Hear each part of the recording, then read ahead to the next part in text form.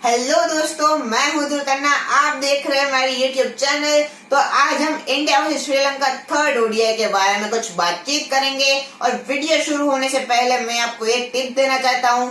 अगर आपको मेरी ये वीडियो अच्छी लगती है तो एक लाइक दे देना है प्लीज, और मेरी चैनल को सब्सक्राइब कर दीजिए, और ये वीडियो अपने दोस्तों को और अपनी फैमिली मेंबर्स को शेयर कीजिए। तो चलो बिना किसी देरी से अपनी वीडियो स्टार्ट करते हैं। India versus Sri Lanka third ODI में पहले इंडिया ने टॉस जीता, पहले बल्लेबाजी चुनी, और पहले दो ओडीआई देख के हम सब लोगों को ऐसा लगा कि 300 350 रन बन जाएंगे इस मैच में, क्योंकि अब पहले बल्लेबाजी करते हुए श्रीलंका में बहुत ही बढ़िया पिच होती है।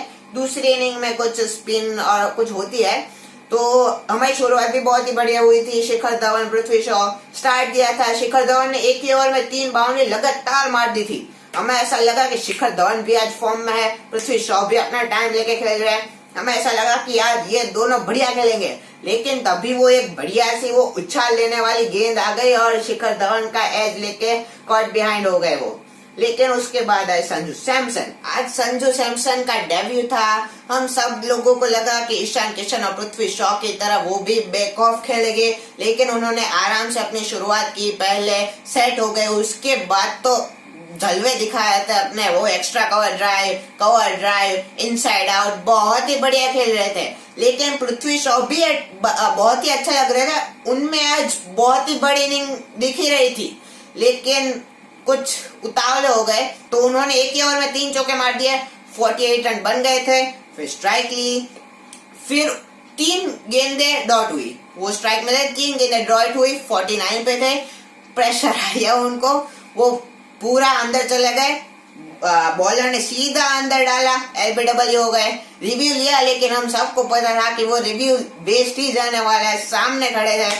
तो 49 पे अनलकी, अभी तक अपनी हाफ सेंचुरी नहीं बना पाए, लेकिन पृथ्वी शॉ बहुत ही बढ़िया खेले थे आज।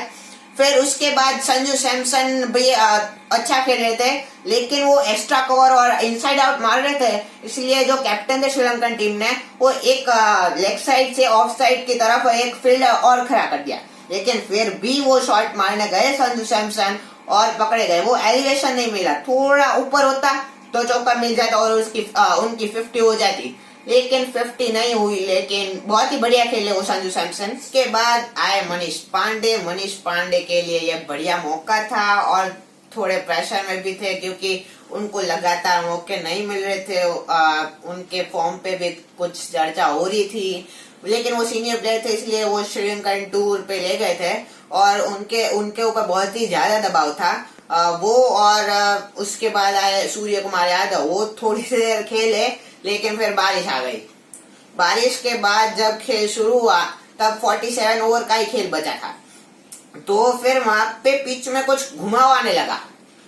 तो घुमाव में वो गेंद ऐसी घूमी कि मनीष पांडे की एज लेके पीछे कॉट बिहाइंड हो गए। स्पिनर थे, बहुत ही बढ़िया वो गेंद थी, वो चूक गए। लेकिन मेरे ख्याल से अब मनीष पांडे का थोड़ा दम डोल है इंडियन टीम में वापसी करने का। मुझे ऐसा लगता है कि एक T20 या 2 T20 खिलाएंगे, लेकिन अच्छा प्रदर्शन करना ही होगा मनीष पांडे को। उसके बाद आए हार्दिक पांड्या। वो आज बहुत ही बढ़िया खेल रहे थे, चौका मारे थे, आज थोड़ा फॉर्म में लग रहे थे, लेकिन फिर वो गेंद घूमी, सामने से घूमी, और एलबीडब्ल्यू वो भी हो गए। सूर्य कुमार यादव भी एलबीडब्ल्यू हो गए। फ्रंट फुट डिफेंस करने जा रहे थे और आउट हो गए। वो भी क्रीज में थे कृष्णप्पा गौतम और नीतीश राणा। अब ये आखिरी जोड़ी बची थी, उसके बाद तो सिर्फ बॉलर ही थे, इसीलिए उनको थोड़ा संभल के खेलना था। कुछ 40 ओवर तक तो ले जाना था, क्योंकि 3 ओवर ही कटे थे, कुछ ज्यादा नहीं कटे थे, इसलिए उनको 40 ओवर तक का ले जाना था, लेकिन नहीं ले पाए। कृष्णप्पा गौतम आउट हो गए। फुल टॉस गेंद को वो पीछे मारने चले गए। वो पहले से प्लान कर रहे थे, इसलिए वो पीछे मारने चले गए और इजी आउट हो गए। फिर मुझे ऐसा लगता है बाहर से या यहाँ से किसी ने कहा कि रिव्यू ले ले, क्योंकि आगे कोई बैट्समैन नहीं है, तो फिर उन्होंने ले लिया, वरना वो तो वॉक कर रहे थे। उसके बाद नवदीप सैनी आए। नवदीप सैनी ने कुछ अच्छा खेला, लेकिन वहां पे नीतीश राणा आउट हो गए। फिर वही बाहर से घूमी, कॉट बिहाइंड हो गए नीतीश राणा। उसके बाद राहुल चौहर आए। राहुल चौहर और नवदीप सैनी ने कुछ रन जोड़े। 20-25 रन जोड़े।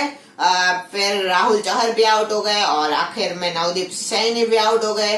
तो कुल मिला के इंडिया ने रन बनाए 225 और मुझे ऐसा लग रहा था कि बॉलिंग में राहुल चहर बहुत ही बढ़िया करेंगे और आखिर में बढ़िया भी किया। और नवदीप सैनी मुझे फास्ट बॉलिंग में ऐसा लग रहा था कि वो बढ़िया गेंदबाजी करेंगे।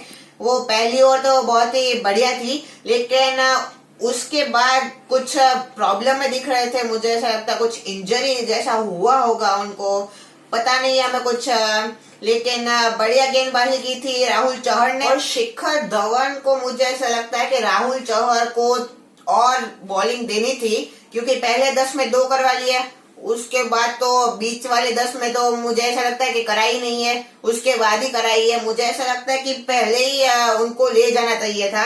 2 ओवर पहले कराए है पावर प्ले में, वो बढ़िया था, लेकिन मुझे ऐसा लगता है कि वो लेफ्ट हैंडर था ना, इसीलिए राहुल चहर को नहीं लगाया।